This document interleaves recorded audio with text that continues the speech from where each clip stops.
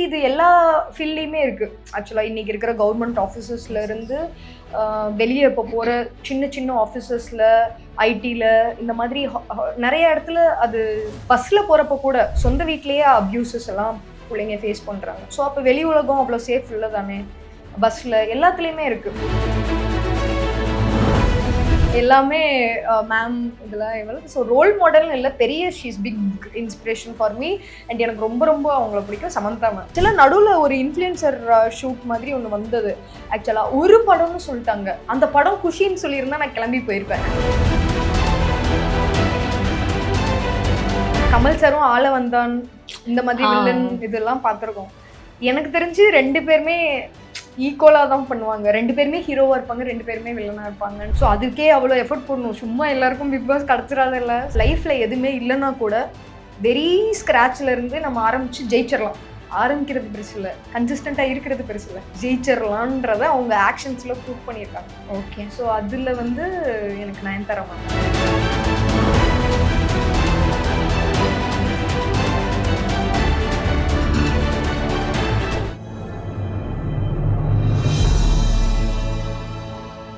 Tamil media நேயர்களுக்கு அன்பு வணக்கம். இன்னைக்கு நம்ம கூட யார் இருக்காங்க பார்த்தீங்க அப்படின்னா, ஒரு மல்டி டேலண்ட் தான் இருக்காங்க. ஸோ மாடல்னு சொல்லலாம், ஆக்ட்ரஸ்ன்னு சொல்லலாம், ஸோ அவங்கள என்னன்னாலும் சொல்லிக்கலாம். ஸோ அஞ்சனா அஞ்சு, வணக்கம் மேம். வணக்கம்.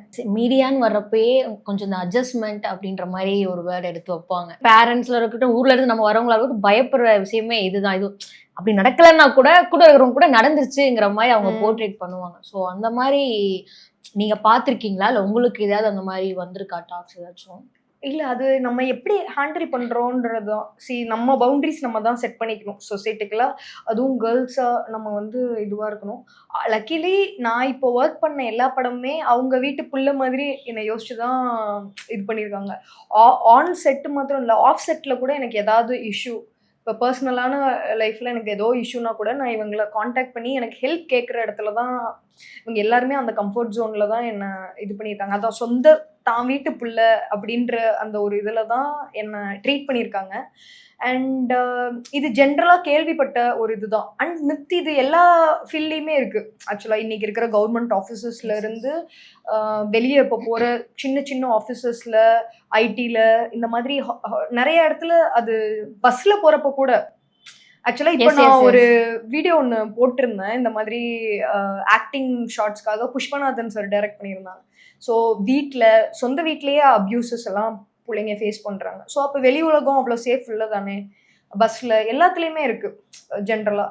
ஸோ அதை நம்ம எப்படி ஹேண்டில் பண்ணிக்கிறோம் அப்படின்றதான். எதையுமே நம்ம மைண்டுக்கு எடுத்துகிட்டு போகக்கூடாது. நோன்றதை எவ்வளோ கிளியராக சொல்ல முடியுமோ அவ்வளோ டீசென்ட் வேலை சொல்லி நம்ம ஒதுங்கிக்கிறது, அவ்வளோதான்.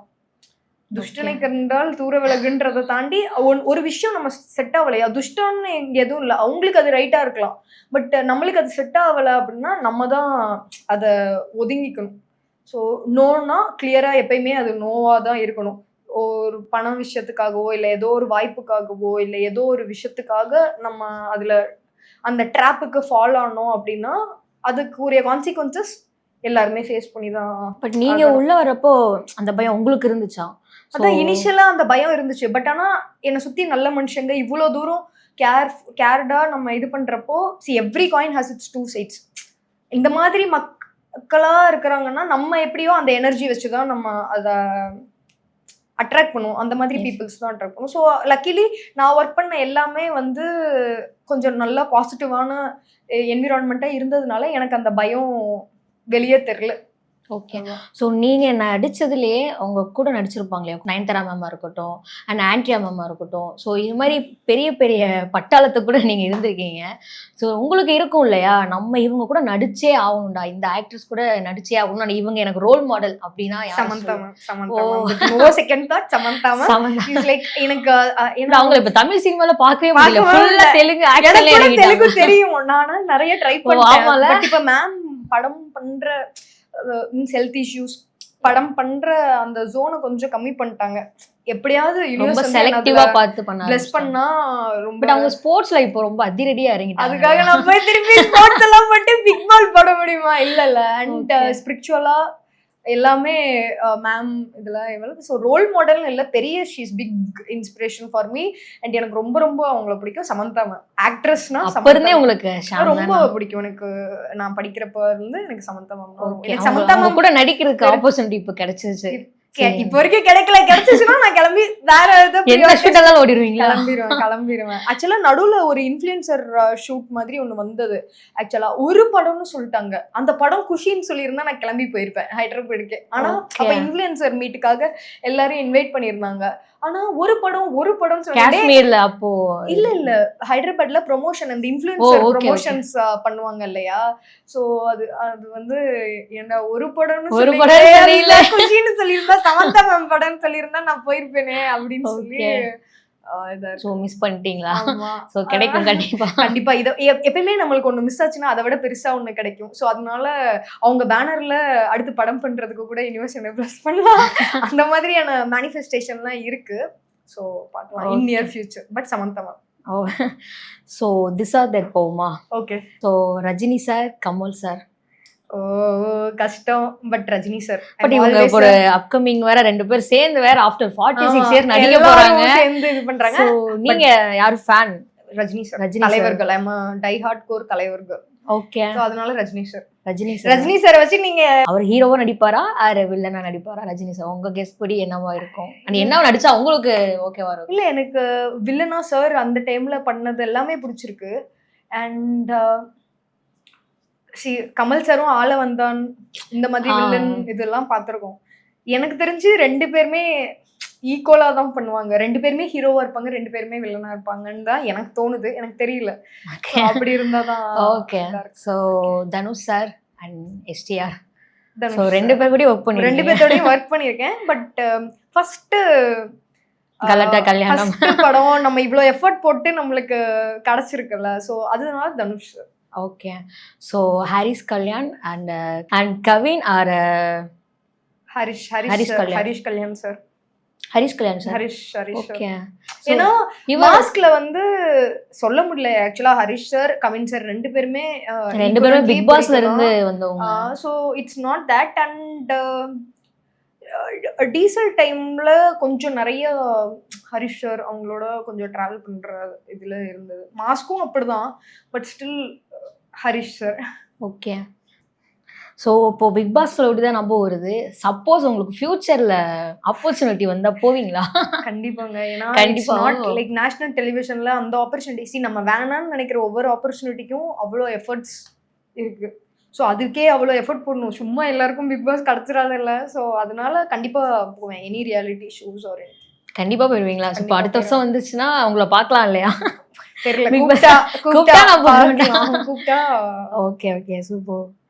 ஸோ இவங்களை ஆக்ட்ரஸ்ல சொல்லணும்னா நீங்க சாம் சொல்லிட்டீங்க obviously. So Trisha ma'am or Nayanthara ma'am யாரை சொல்லுவீங்க? கஷ்டம். But Nayanthara ma'am.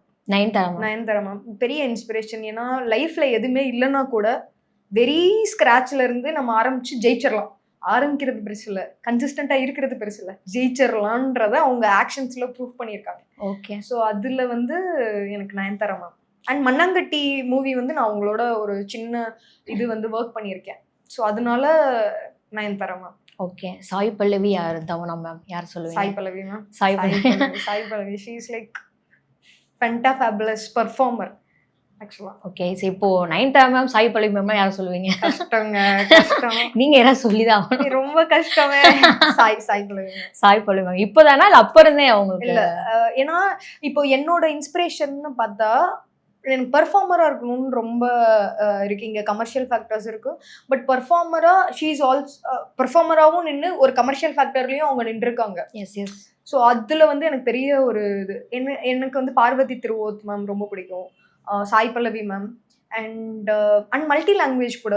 Sai Pallavi ma'am Tamil பொண்ணு ஃப்ரம் லைக் அவங்க வேற லாங்குவேஜ் போய் இவ்வளோ தூரம் நின்றுட்டு இருக்கிறது வந்து அஸ் அ பர்ஃபார்மரா ரொம்ப ரொம்ப பெரிய விஷயம். அதனால பிடிக்கும். இப்போ ரீசெண்ட் டைம்ஸ்ல எனக்கு அனந்திகா சனில்குமார் ரொம்ப பிடிச்சிருக்கு. ஆக்சுவலாக எனிமித்தி வசந்தாலு அப்படின்னு சொல்லி ஒரு தெலுங்கு மூவி இருக்கு, நெட்ஃப்ளிக்ஸ்ல கூட இருக்கு. வாவ், சான்ஸே இல்லை அப்படின்ற அளவுக்கு ஷி ஹஸ் பர்ஃபார்ம். ஸோ இந்த மாதிரி பர்ஃபார்மன்ஸ் ஓரியன்டாக இருக்கிற ஆர்டிஸ்ட்டும் பிடிக்கும், அந்த மாதிரி படங்களும் எனக்கு பிடிக்கும். ஸோ அதனால எனக்கு ஓகே. இந்த ஆக்டர்ஸ்லாம் பார்த்தீங்க அப்படின்னா, என்னதான் ஏஜ் ஆனாலும், ஆனா அந்த எங்கே அப்படியே ஒரு 40, 50 ஆனா கூட அவ்வளவா அப்படின்ற மாரி இருக்கு. ஸோ அது என்னதான் அது டிப்ஸ் பண்றாங்க? ஸோ நீங்க என்ன பண்றீங்க? நான் வந்து ஏங்க அப்ப எனக்கு புரியலையே, எனக்கு வயசாயிருச்சுன்னு சொல்ல வரீங்களா? இல்லையே. ஐயோ நோ, நோ, நோ, வயசாயிடுச்சுன்னு சொல்ல வரல. ஸோ அதுக்கு பின்னாடி ஸோ அதான் இந்த ஃபீல்ட்ல இருக்கிறவங்க ரொம்ப ஹெல்த்த டேக் ஓவர் பண்ணிக்கிறீங்களா? ஸோ அதனால கேட்கிறேன். கன்சிஸ்டன்ட் எஃபர்ட், ஃபுட்டு இதுதான். எந்த மாரி ஃபுட்லாம் நீங்க எடுத்துப்பீங்க? நான்லாம் வந்து இல்ல ஷூட்ல பார்த்திருக்கீங்களா? அவங்கலாம் என்ன சாப்பிடுறாங்க அந்த மாரி ஏதாவது இல்ல பார்த்திருக்கீங்களா? ரொம்ப கன்சிஸ்டண்டா இருப்பாங்க. இப்ப பிரியா மேம், பிரியா பவானி சங்கர்லாம் வந்து அவங்க ஃப்ரூட்ஸு இது மாதிரி ஒரு மாதிரி டயட்லயே இருக்கிற மாதிரி தான் இருக்கும். பட் ஆனா அது கொஞ்சம் கஷ்டம் தான். அந்த அளவுக்கு இன்னும் எனக்கு நாக்கு அடக்கிறதுக்கு முடியல. பட் ஸ்டில் நான் என்ன பண்ணுவேன்னா, நான் கடுக்காய் பொடி நான் நைட்டு சாப்பிட்டுருவேன். Okay, okay. நைட் அந்த ஹாட் வாட்டர் ட்ரிங்க்ஸ் மாதிரி கிரீன் டீ இது நான் டீ, காஃபி இந்த மாதிரி எந்த ஐட்டமுமே நான் சாப்பிட்டது கிடையாது. ஸோ அந்த மிக்ஸ்டு இருக்கும்ல லைக் வாட்டர், குளூட்டோதைன்ஸ் வாட்டரு, அந்த ஆல்கலைன் வாட்டர்ஸ் அந்த மாதிரி சாப்பிடுவேன். மார்னிங் கரிசலாங்கண்ணி at any cost. Morning hot வாட்டர்ல ஜஸ்ட் அந்த ஒரு பிஞ்ச் ஆஃப் கரிசலாங்கண்ணி இது போட்டு மார்னிங் எழுந்தோடனே கண்டிப்பாக கரிசலாங்கண்ணி வாட்டர் சாப்பிட்ருவேன். அதே மாதிரி நைட்டு வந்து கடுக்காய் பொடி சாப்பிட்ருவேன். ஸோ இது 2 தான் வந்து it's like what you intake அதுதான். ஃப்ரூட்ஸ் நிறையா சாப்பிடுவேன். இப்போ ஸ்நாக்காவே வந்து மாறிடுச்சு எனக்கு. ஃப்ரூட்ஸு, அப்புறம் அந்த பயறு இருக்கும் இல்லையா? ஸோ அந்த பச்சை பயிறு, அந்த கொண்டைக்கடலை, எக்ஸ் இந்த மாதிரியான விஷயங்கள் தான் ஓகே. போகுது. ஸ்ட்ரிக்ட்லி இப்போ நான் வெஜிடேரியனா மாறிட்டேன். எக்கு கூட விட்டாச்சு. முன்னாடி எக்ஸ் நான் சாப்பிட்டு இருந்தேன். அண்ட் நட்ஸ் இந்த மாதிரி இது பண்றது தான். ஸோ அதுதான் நம்ம பேலன்ஸ் பண்ணிக்கிறதுல தான் இருக்கு. அண்ட் அது இல்லாம ஜென்ரலா இந்த மாதிரி அவ்வளோ எங்க தெரியறதுக்கு நிறைய பேர் போட்டாக்ஸ், ஃபில்லர்ஸ் இது மாதிரியெல்லாம் யூஸ் பண்ணுவாங்க. பட் நான் இன்னும் ஜஸ்ட் ஃபேஷியல்ஸ், மெடிஃபேஷியல்ஸ் அவ்வளோலாம் பண்ணிக்கலாம். ரொம்ப வலிக்கும் அப்படின்றதுனால ஒரு சின்ன பயத்தினால அதெல்லாம் எடுக்காம இருக்கு. ஸ்கின்னாவே நல்லா தான் இருக்குன்னு சொல்லியிருக்காங்க டெர்மட்டாலஜிஸ்ட் எப்போ போனாலும். ஸோ அதுதான். எனி ஹேபிட் நீங்க ரெசல்யூஷன் எடுத்தாலும் அது கன்சிஸ்டன்சி தான் மேட்டர்ஸ். ஓகே. ஸோ வேற எதுவும் இங்க பெருசா கம்பு சுத்துறோம்லாம் இல்லை. ஸோ இப்போ சப்போஸ் உங்களுக்கு பாலிவுட்ல நடிக்கிறதுக்கு சான்ஸ் கிடைச்சா ஆல்ரெடி வந்து தனுஷ் சார் படம் இல்ல இல்ல ஃபுல்லாவே நீங்க அந்த டைரக்ஷன் ஸோ அந்த இதுல ஃபுல்லாவே பண்ற ரோல் கிடைச்சுன்னா அங்க இது பண்ணுவீங்க. ஏன்னா இப்போ பாலிவுட் நம்ம தமிழ் ஆக்ட்ரஸ்க்கு பாத்தீங்க அப்படின்னா பெருசா அங்க இன்னும் இது அந்த பண்ணிக்க அளவுக்கு மாட்டாங்க. போகல. லைக் பெர்ஃபார்மன்ஸா பார்த்தா கூட இப்ப அண்ணாபென் மேம் இங்க நிறைய படம் இப்ப பண்ணிட்டு இருக்காங்க. லீடா பண்ணிட்டு இருக்காங்க. அவங்க கல்கில இதுல எல்லாம் பண்ணியிருக்காங்க. ஸோ கண்டிப்பா ஆப்பர்ச்சுனிட்டி தான். ஆஸ் அன் ஆக்டரா லாங்குவேஜ் வந்து இஸ் அ டிஃப்ரெண்ட் திங். நான் அத்திரங்கிரையில ஃபர்ஸ்ட் பண்ணும்போது அதுதான். ஆஸ் அன் ஆக்டரா how you emote yourself, how you perform, how much you have grip on the craft, இதெல்லாம் தான் இம்பார்ட்டன்ட்டே தவிர லாங்குவேஜ் வந்து இட் இஸ் ஜஸ்ட் என்ன சொல்ற ஆடட் அட்வான்டேஜ் தான். உங்களுக்கு தெரியுறது, தெரியாம இருக்கிறது இதெல்லாம். அண்ட் நம்ம கத்துக்கலாம். நீங்க அங்க போய் ஒரு வாரம் இருந்தோம்னா நம்மளுக்கு எல்லா லாங்குவேஜுமே வந்துடும். ஸோ கண்டிப்பா பண்ணுவேன். ஆப்பர்ச்சுனிட்டி, ஸ்கிரிப்ட்ஸு ஆஸ் அ பெர்ஃபார்மரா நம்மளுக்கு அங்க இருக்கிறதுக்கு இன்னும் ஸ்கோப்ஸ் நிறைய இருக்கு. உங்களுக்கு இன்னொரு அட்வான்டேஜ் என்னன்னா எங்கெல்லாம் மூவி பண்றீங்களோ அங்க இருந்து அந்த லாங்குவேஜ் நீங்க லேர்ன் பண்ணிக்கலாம் இல்லையா? அண்ட் ஆல்சோ டிராவல் கூட டிஃப்ரெண்ட் பிளேசஸ் பாக்குறது அது வந்து நம்ம மைண்டை கொஞ்சம் காம் பண்ணும். அண்ட் நிறைய விஷயங்கள்ல கற்றுக் கொடுக்கும். ட்ராவல் தான் எனக்கு நிறைய விஷயங்கள கற்றுக் கொடுத்துருக்கு. நான் சோலோ ட்ராவல் போயிடுவேன். நீங்கள் இப்போ கேட்குறீங்களா எவ்வளோ ஒரு மாதிரி மைண்ட் கட்ஸ். இப்போ இவங்கெல்லாம் அவமானப்படுத்தும் போது எனக்கு என்ன உள்ள தோணும்னா, ஏப்பா நம்ம இங்கேருந்து அங்கே அது சின்ன விஷயமா இருக்கலாம். It's not that. நான் தனியாக போயிருக்கேன் ஆக்சுவலாக.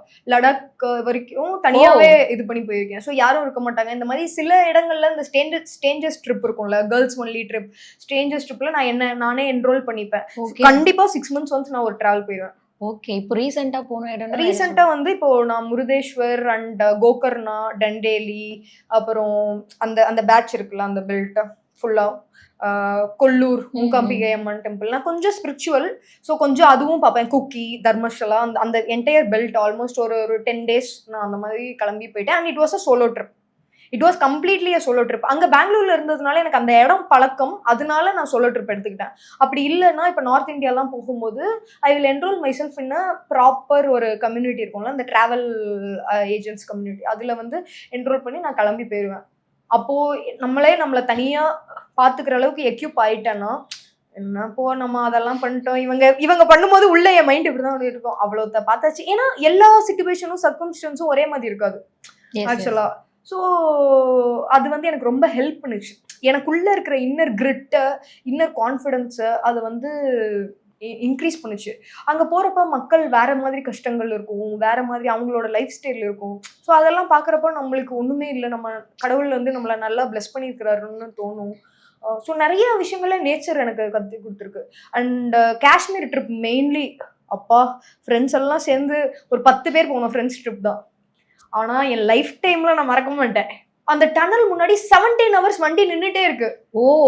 நீங்க வந்து ஒரு தண்ணி கூட வாங்க முடியாது. ரெஸ்ட் ரூம் இருக்காது. அப்ப அங்க இருக்கிற மக்கள் எல்லாம் எப்படி அந்த ஹெவி அ இது எப்படி ஓட்டுறாங்க? என்ன அந்த 0 பாயிண்ட்க்கு போறப்போ நான்லாம் அன்னைக்கு யோசிச்சேன். செத்துட்டோம். அவ்ளோ குளிரு. கை எதுவுமே இதாகாது.